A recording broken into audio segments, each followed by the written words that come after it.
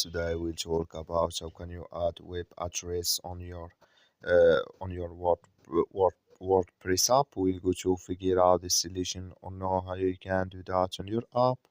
So you just follow these ways, then it's going to work with you. All you have to do in first, you just go down, you click here on your name down here on your account. It's going to take you to this list. It's going to show for you like this here. So then all you have to do next, you just click here on account settings. You just click on it. You come to next step here. Then you will find here web address. You just click on it. It's going to show for you a list like this. Then here you add your web address.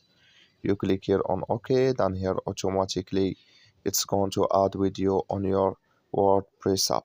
So that's all you have to do. That's all. I wish you I get it. Thank you for watching. Don't forget to support us by liking and subscribe.